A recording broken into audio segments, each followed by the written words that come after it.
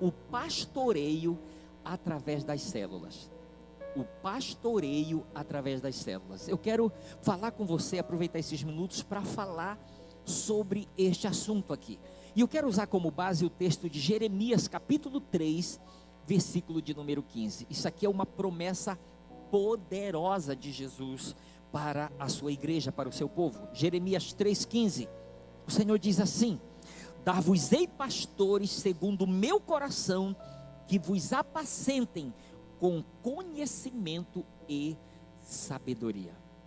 Dar-vos-ei pastores segundo o meu coração, que vos apacentem com conhecimento e sabedoria. Queridos, a nível de início, a gente precisa trabalhar em cima de uma pergunta. Porque o Senhor, Ele diz: dar-vos-ei pastores segundo o meu coração. Então qual é a pergunta que surge? Como é o coração do Senhor como pastor? Porque diz, os pastores que eu vou dar para vocês é segundo o meu coração. Tipo, eu como pastor vou dar pastores segundo o meu coração. Então a pergunta é, como é o coração de Jesus como pastor? Para que a gente possa entender de repente, olha, eu já tenho um coração, mas como é esse coração? E eu quero, através de 3 frases aqui bíblicas, eu quero poder definir mais ou menos para a gente entender como é esse coração de Jesus como pastor. Porque ele diz, dar-vos-ei pastores segundo o meu coração. Primeira frase, Jesus disse, eu sou o bom pastor. O bom pastor dá a vida pelas ovelhas. Então aí ele está falando do coração dele. Daquele pastor que é capaz de se sacrificar, que é capaz de ir em resgate, que é capaz de lutar, sabe, de se doar para ver o bem-estar, a saúde ou a libertação, a salvação da ovelha. Segunda frase que define o coração de Jesus como pastor. Ele disse, enquanto eu estava com eles, eu os guardei, os protegi e nenhum eu perdi. Então esta é uma outra frase, que são palavras de Jesus que define o coração dele como pastor. Terceira frase que define o coração dele como pastor, ele na sua oração ele disse, em favor deles eu me santifico, para que eles sejam santificados na verdade. Então é interessante isso, porque a gente vai refletir, e a gente vai tipo assim, olhar Jesus como o pastor, não é como o pastor, e ele está dizendo, dar-vos-ei pastores segundo o meu coração. E quando a gente entende o coração dele como pastor, aí a gente vai começar a pensar e a refletir sobre uma coisa. Se eu entendo que eu fui chamado para fazer parte de algo grande que Jesus está fazendo aqui na terra, e Ele está contando comigo, eu preciso me incluir nessa promessa aqui. Amém? Eu preciso me incluir nessa promessa como? Se Ele disse, dar-vos-ei pastores segundo o meu coração, Senhor, eu tomo posse dessa promessa para a minha vida. Eu declaro que eu tenho esse coração que o Senhor prometeu, que os pastores que o Senhor ia dar para o teu rebanho, tem. Eu tomo posse disso. Eu recebo isso para a minha vida. Em nome de Jesus. Isso aqui é algo que Ele falou, então eu preciso entender isso. Eu preciso entender, eu preciso orar e tomar posse dessa promessa para a minha vida. Por quê? Porque eu creio que eu sou um desses pastores. Eu não sou o pastor, eu sou um desses pastores. E eu creio que você que está aqui, você que está me assistindo, você é um desses pastores e que tem esse coração. Em nome de Jesus, eu creio nisso. Eu creio nisso, então eu acredito que nós precisamos tomar posse realmente disso aqui que ele fala. Porque se nós não tomarmos posse, nós não vamos cooperar com Jesus, nós não vamos estar conseguindo somar com Jesus naquilo que Ele está fazendo aqui na terra. Porque em Mateus capítulo 12, versículo 30, Jesus disse, quem não é por mim, é contra mim. Quem comigo não ajunta, espalha. Então, se ele prometeu, eu dar-vos-ei pastores segundo o meu coração, e eu sou um pastor, eu vou precisar me apropriar desse coração, porque senão eu não vou estar somando com Jesus.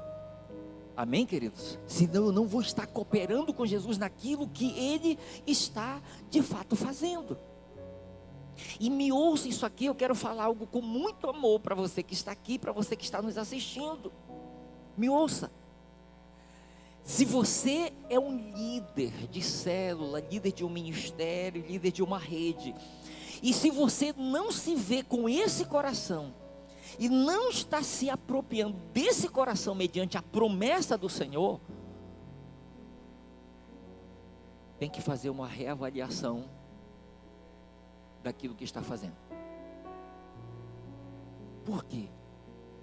Porque de repente eu posso estar fazendo aquilo que o Senhor me confiou para fazer, mas não com o coração que Ele prometeu dar. Entende? Eu posso estar tentando fazer o que Ele me mandou fazer, o que Ele me chamou para fazer, mas não com o coração que Ele quer que eu faça. E aí de repente eu posso chegar lá na frente com a seguinte revelação, entendimento: meu Deus, eu fiz muito, mas acabei fazendo a maior parte de tudo que eu fiz errado. Por quê? Porque eu precisava fazer tudo o que eu fiz, ou tudo que eu ainda preciso fazer, com esse coração de pastor, mas não de qualquer pastor. O padrão é Ele. Amém, queridos? Ele é o padrão, segundo o meu coração. Não é segundo o coração do pastor Elcio, não é segundo o coração do pastor fulano ou ciclano, não, é segundo o meu coração. E quando Ele diz isso, que eu vou dar pastores segundo o meu coração, você sabe o que eu vejo nisso? A preocupação de Jesus com o rebanho dele. O quanto Ele se preocupa e se importa com o rebanho dele. Porque se Ele não se preocupasse, Ele diz: eu vou dar pastores aí para tomar conta de vocês. E Ele não comprometeria o coração dele.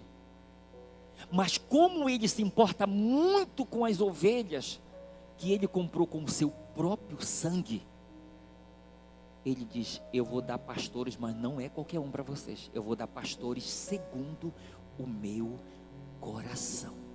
Posso ouvir um amém seu? Pastores segundo o meu coração.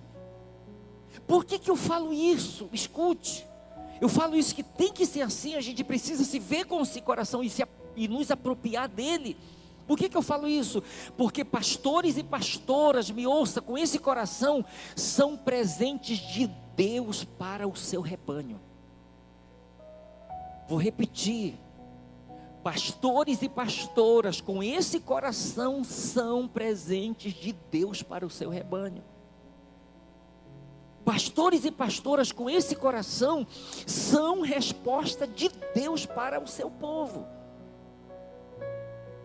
É isso que cada um, que é um líder de célula, que é um supervisor de setor, supervisor de área, pastor de distrito, pastor de região, pastor de rede, de ministério, precisa entender. O Senhor quer que eu seja um líder? Sim.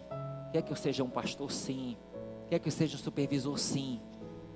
Mas Ele tem um padrão, segundo o coração dEle. Porque se for segundo o meu coração, algumas coisas podem dar certo e outras coisas podem não dar certo. Mas se a gente pegar o padrão dEle, aí tem tudo para dar certo. Amém, queridos? Se nós pegarmos o padrão dEle, tem tudo para dar certo. Me ouça isso aqui. Pastores, guarde isso aqui, porque isso está em 1 Pedro capítulo 5, a partir do versículo 2. 1 Pedro capítulo 5, a partir do versículo 2. É na versão A Mensagem, eu acho muito tremenda como está escrito aqui. Eu estou pegando esta frase de pastores segundo o coração dele para introduzir o texto. Ouça: pastores segundo o coração do Senhor cuidam do rebanho de Deus com todo o cuidado de um pastor, não porque são obrigados, mas porque desejam agradar a Deus, não calculando o que vão ganhar com isso, mas agindo com espontaneidade, não como mandões, dizendo aos outros o que fazer, mas apontando o caminho com toda gentileza. Então isso aqui é mais um texto que nos revela o coração do Senhor. Ele nos mostra a maneira certa e a maneira errada de cuidar do rebanho.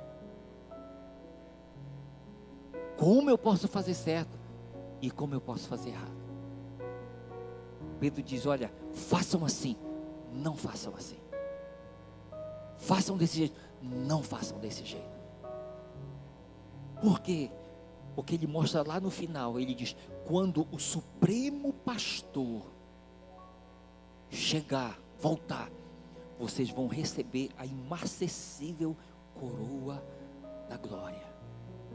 Ou seja, hoje eu sou um pastor aqui, nós que estamos liderando células, redes, ministérios, projetos, nós somos pastores aqui, debaixo do Supremo Pastor. A nossa maior recompensa vem dele, por estarmos fazendo a coisa certa, com o coração certo. A nossa maior recompensa, ela vem dele para cada um de nós. Preste atenção, guarde essa frase aqui. Para uma nobre missão, haverá uma nobre recompensa. Para uma nobre missão, haverá uma nobre recompensa. E eu quero aqui, de uma forma assim muito prática, rápida, eu quero compartilhar com você princípios práticos para um pastoreio eficaz. Alguns princípios assim práticos para que esse pastoreio, através das células, ele aconteça de uma maneira eficaz. O que é eficaz? É aquilo que produz de fato resultado. É aquilo que a gente faz para produzir resultado. Porque eu entendo que uma das piores coisas que pode acontecer é você trabalhar e você sabendo que você está dando o seu melhor, está se esforçando, mas quando chega no final você vai olhar, não tem resultado. Então, eu quero lhe falar de alguns princípios práticos para um pastoreio eficaz. O primeiro princípio é o princípio da oração. É o primeiro princípio, é o princípio da oração.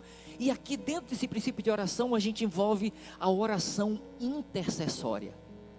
Que é aquela oração em que o líder, ele vai sem aquele peso da obrigação, mas daquele privilégio de assumir uma posição sacerdotal diante do Senhor.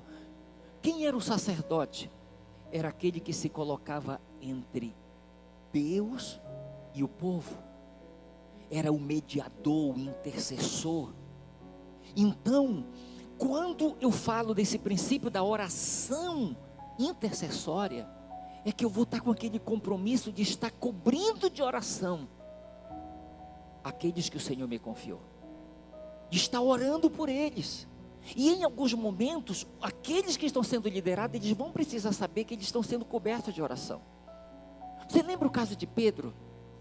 Jesus, quando ele estava na ceia com os discípulos, ele chama os discípulos e diz para os discípulos, e para Pedro, principalmente para Pedro, disse: Pedro, Satanás pediu permissão para vos peneirar como se peneira o trigo, mas eu tenho intercedido por ti, para que não te faltes fé. Então Jesus, ele orava por eles, sim, mas teve um momento em que Pedro precisou sentir a segurança de que ele ia passar pelo vale, mas ele ia passar pelo vale com alguém segurando a corda aqui. Pedro, vai lá, mas eu estou aqui te segurando, te cobrindo de oração. Moisés diz para Josué: Josué, vai lá para a batalha, eu vou lá para o monte, e pode deixar que eu vou estar com as minhas mãos estendidas aí, e a coisa vai acontecer. Então, a importância da intercessão, a gente não pode negligenciar isso. É muito importante, é uma cobertura que acontece. E dentro desse princípio de oração, tem o orar a palavra. É da gente pegar a palavra e orar aquela palavra em cima da vida da pessoa. Exemplo, só um exemplo aqui. Filipenses capítulo 4, versículo 19. E o meu Deus, segundo as suas riquezas e glória, há de suprir todas as vossas necessidades em Cristo Jesus. Senhor, em nome de Jesus, eu quero orar agora pela vida do Ângelo. E eu quero profetizar as necessidades dele sendo supridas em Cristo Jesus. Ele sendo suprido em todas as áreas de sua vida. Eu estou profetizando, eu estou orando a palavra. Entende? Eu estou orando aquilo que está escrito para a vida dele e abençoando segundo aquilo que está escrito, orando a palavra. Mas tem também o que nós chamamos de a oração da fé também, que envolve isso. A oração da fé, nós temos como base 2 Coríntios capítulo 4, versículo 13. Como está escrito, eu criei, por isso falei, tendo pois o mesmo espírito da fé. Aí diz, como está escrito, nós cremos, por isso é que também falamos. A oração da fé é aquela que a gente vai orar e verbalizar sobre a vida da pessoa aquilo que de fato a gente crê. Eu creio, Senhor, em nome de Jesus, eu profetizo vitória. Senhor, eu profetizo, Senhor amado, sucesso. Eu profetizo portas abertas. Eu declaro cadeias quebradas. Eu declaro a pessoa sendo bem sucedida. Eu declaro o propósito do Senhor se cumprindo sobre a vida dela. Entende? Declarando fé, não declarando derrota, não declarando morte, mas liberando essa palavra, fazendo a oração da fé. E dentro desse princípio, só para fechar, tem a aliança de oração. É aquela em que a gente vai se aliançar com o outro. Vai, irmão querido, vamos fazer uma aliança? Você está com compromisso de orar por quem? Estou com compromisso de orar pelos meus discípulos. Vamos fazer uma coisa? Eu quero me aliançar contigo. Eu vou continuar orando pelos meus discípulos, mas me dá o nome dos teus, que eu vou me aliançar contigo para orar também pelos teus, e eu vou te dar o nome dos meus para que tu ores também pelos meus discípulos. Entende? Aliança de oração. Se aliançando, se tornando isso mais forte, porque antes era um, agora são dois que estão cobrindo aquela pessoa de oração, que estão fazendo, vivendo essa aliança. Segundo princípio, querido, prático para o pastoreio eficaz. O primeiro é o princípio da oração. O segundo princípio é o princípio do sentir falta. Isso aqui é muito interessante, esse princípio do sentir falta. Quando eu falo do princípio do sentir falta, o que me vem à mente é a parábola das 100 ovelhas. Lucas capítulo 15, a partir do versículo 2. Pare para você pensar, o pastor tinha 100 ovelhas. Era muito mais fácil ele descobrir que 99 desapareceram porque só ficou uma, do que desaparecer uma e ficar 99. Aí a pergunta é, como ele descobriu que no meio de 100 estava faltando uma? Pastor, ele se ajoelhou e disse, Senhor, revela-me se está 100 aqui ou se está faltando alguma. Sinceramente, eu penso que ele não orou buscando revelação, porque aquele aprisco, ele tinha um portão. 1, 2, 3, 4, 5, 6, 7, 8, 9, 10, 11, 12, 80, 90, 91, 92, 93, 94, 95, 96, 97, 98, 99. Será que eu não confundi? Acho que talvez deve ter passado duas só de uma vez, eu não contei. 1, 2, 3. Eu imagino que ele descobriu que estava faltando uma contando. Entende? Agora pare para você pensar, esse princípio do sentir falta, se nós não tivermos cuidado, ele pode ser muito perigoso. Pare para você pensar, se na sua célula tem 10 membros e você só tem 10 cadeiras. Primeiro mês, os 10 direto. 10. Segundo mês, primeira semana, faltou um membro, mas o Braia trouxe um visitante. Eu continuo com 10. É esse que é um grande problema, é um grande perigo. Porque faltou um e eu não senti falta porque um outro preencheu o lugar dele. Entende? É um cuidado muito grande que a gente deve ter para que um não venha substituir o outro, porque cada um tem a sua importância. Amém, queridos? Cada um tem a sua importância. Não, você não veio para tomar o lugar de alguém, não. Você veio para ocupar o seu lugar. Aquele outro tem o lugar dele. Mas tinha 10, é 11. Nós vamos conseguir mais uma cadeira. A gente não vai ficar disputando quem é que vai sentar e quem é que vai ficar em pé. Não. Se são, não é isso? Não, peraí, tem 11 e alguém vai ter que ficar em pé. Não. Nós vamos ter que providenciar mais uma cadeira. Amém, queridos?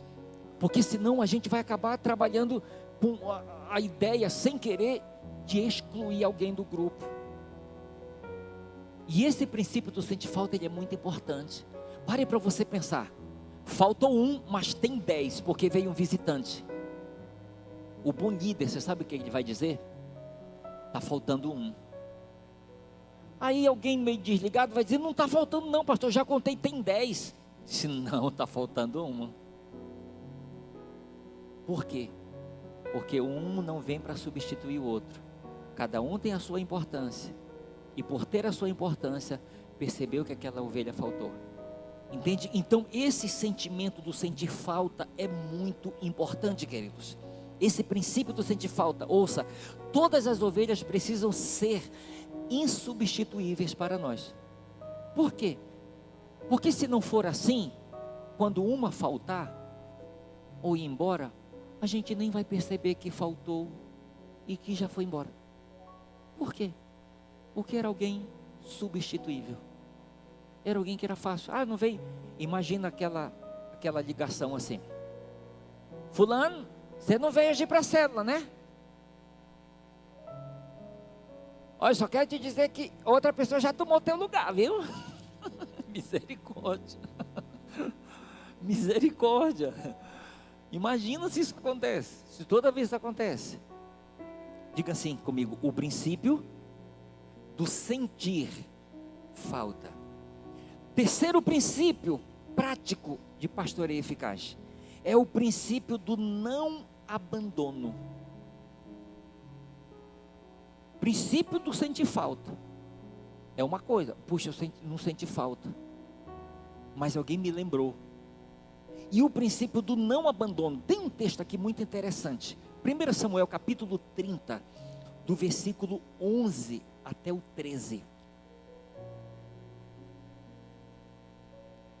1 Samuel 30, de 11 a 13, é algo muito lindo aqui, muito lindo no sentido de que transmite algo muito forte para a gente. Está escrito assim, 1 Samuel 30, de 11 a 13. Acharam no campo um homem egípcio e o trouxeram a Davi. Deram-lhe pão e comeu, e deram-lhe a beber água. Deram-lhe também um pedaço de pasta de figos secos e 2 cachos de passas, e comeu. Recobrou então o alento, pois havia 3 dias e 3 noites que não comia pão, nem bebia água. Então lhe perguntou Davi, de quem és tu e de onde vens?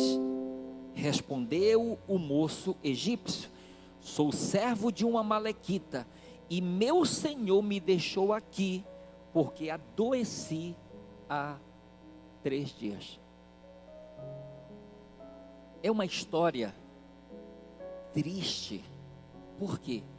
Porque enquanto este servo aqui, ele estava saudável, ele era útil. O texto não deixa muito claro isso? Enquanto ele era saudável, ele era útil para o seu Senhor. Adoeceu, vai dar trabalho. Adoeceu, vai nos atrasar. Adoeceu, vai acabar comprometendo outros que vão ter que ficar cuidando dele. Qual é a melhor opção?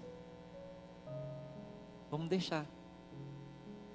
Você sabe quantas vezes esse servo, depois de curado, vai querer voltar para esse senhor que o abandonou?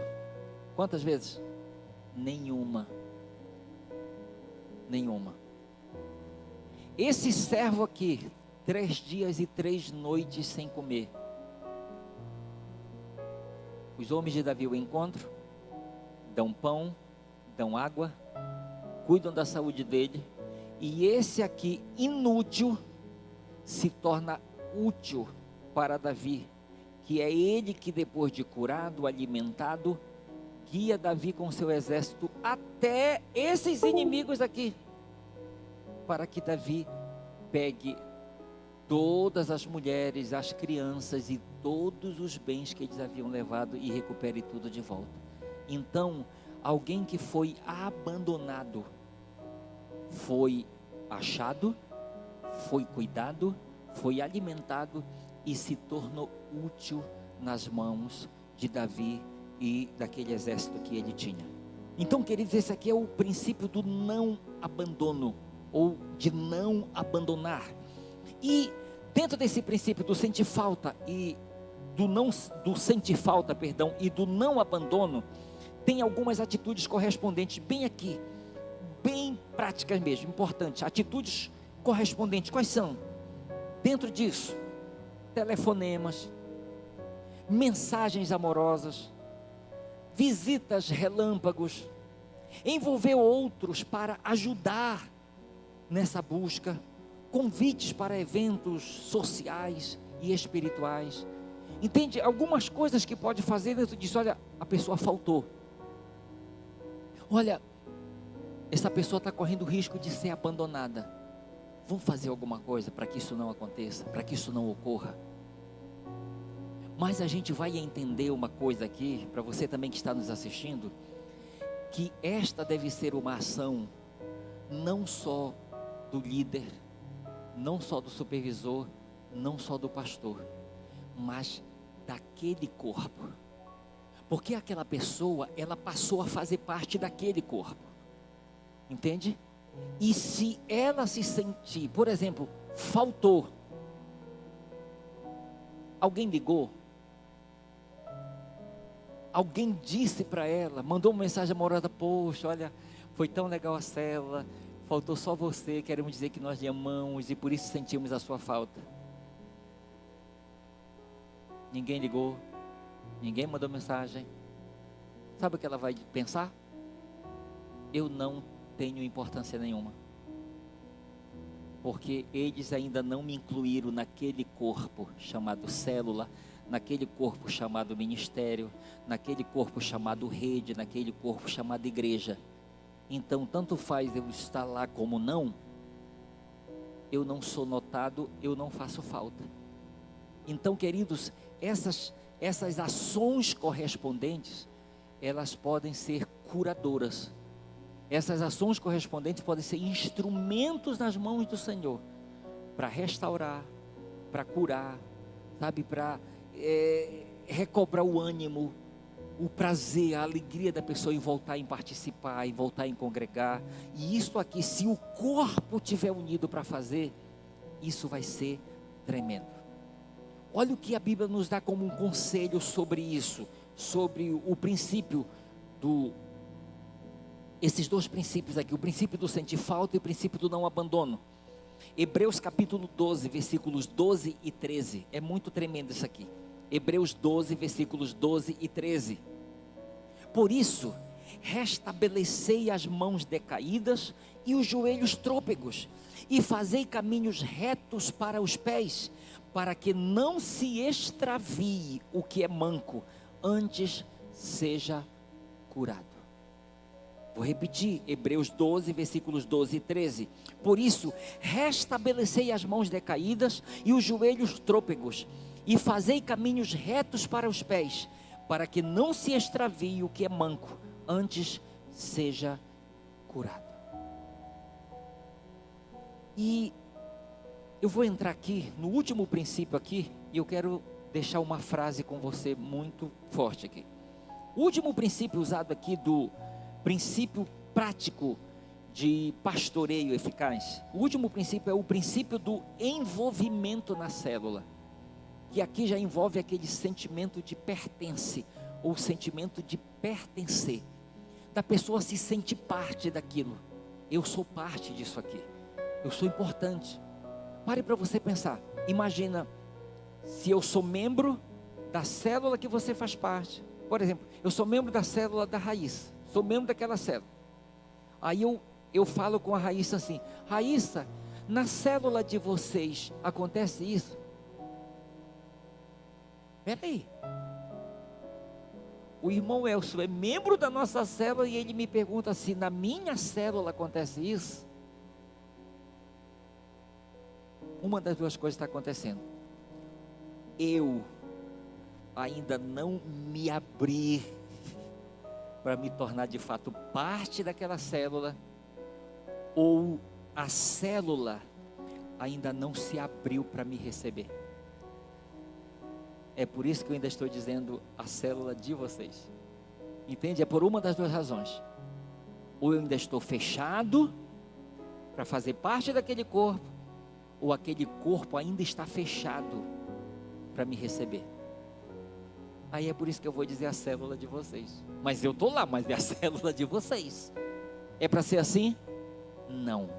Diga, é a minha célula. Diga, é o meu setor. Diga, é a minha área. Diga, é a minha rede. Diga, é o meu ministério. Diga, é a minha igreja. Amém, queridos? Em nome de Jesus, que seja assim. E o princípio do envolver na célula envolve pelo menos 3 coisas. Primeiro, é envolver na vida da célula, para que a pessoa de fato ela se sinta parte. Essa aqui é minha célula, isso aqui é meu ministério, esse aqui é meu setor, é minha área, esse aqui é o meu ministério, essa aqui é a minha igreja, entendeu? E envolver para que a pessoa de fato ela se sinta parte, vida, envolver na vida dela. Mas tem também, quando eu falo esse princípio do envolvimento na célula, eu estou falando de envolver a pessoa nas tarefas da célula, porque a célula tem tarefas.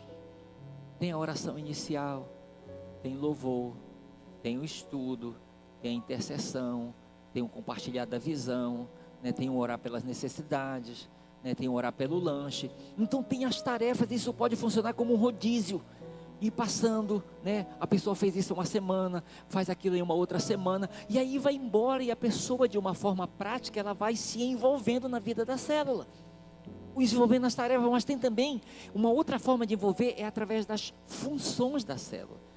Tem as tarefas da célula, mas tem também as funções da célula, porque tem o secretário, né? Tem o ministro de louvor, né? Tem o diácono, né, meu bem?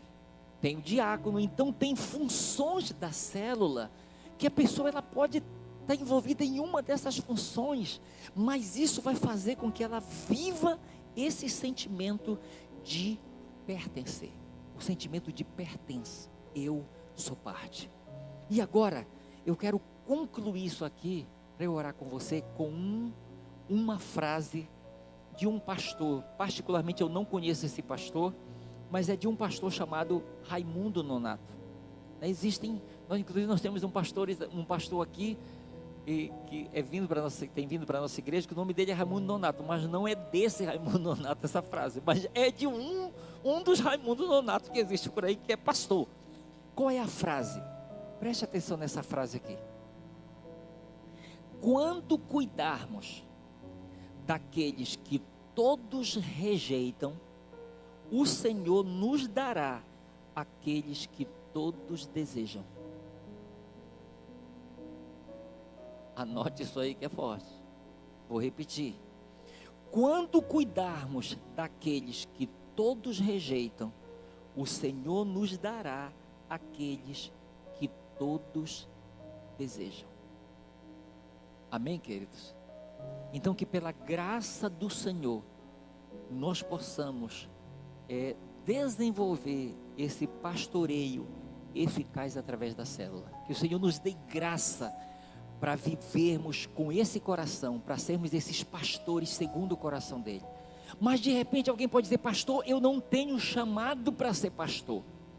Não precisa ter chamado, não precisa não, porque nem todo mundo vai ser pastor, no sentido de ser ordenado um dia, mas todo mundo pode ser um instrumento de bênção para a vida do seu irmão, entende? No sentido de cuidar, no sentido de se importar, no sentido de perceber a ausência, de perceber a falta, de encorajar, no sentido de mandar uma mensagem, no sentido de dizer: olha, eu não esqueci de você, eu estou orando por você, eu quero que você saiba que eu lhe amo, Jesus ama você e Deus tem um propósito para a sua vida. Isso vai ser bênção, vai ser muito encorajador. Amém, queridos? Eu quero orar com você. Eu vou pedir que você que está aqui fique de pé. Eu quero orar com você em cima desta palavra, em nome de Jesus. Eu vou pedir que você Feche seus olhos, até você que está aí do outro lado, você que está nos assistindo, feche seus olhos. E eu vou pedir que você ore comigo em cima disso. Talvez alguns por causa de chamado mesmo, talvez outros é porque vão ser chamados pelo Senhor para somar com Ele. Porque Paulo disse, porque de Deus somos cooperadores. Então, por uma ou outra razão, porque você tem um chamado para pastor, para pastora, ou porque você tem esse coração e quer viver isso, eu quero somar com Jesus, eu quero cooperar com Jesus. Então você vai nesta noite, toma posse comigo deste coração. Você vai tomar posse. O Senhor disse: dar-vos-ei pastores segundo o meu coração, que vos apacentem com conhecimento e sabedoria. Com conhecimento e sabedoria. Então eu quero que você ore isso comigo. Ore, ore.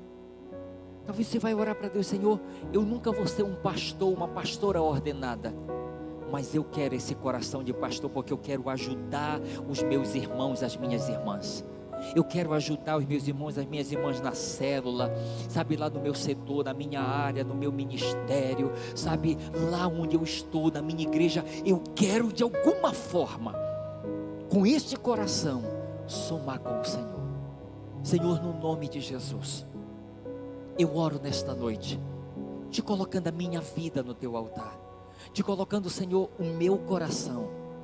Ah, Senhor, dá-nos um coração igual ao teu. Dá-me um coração igual ao teu, Senhor. Essa é a nossa oração.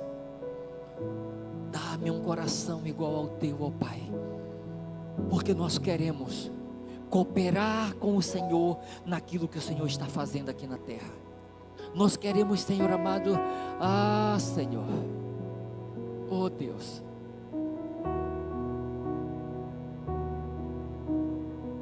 oh Deus, oh Espírito Santo,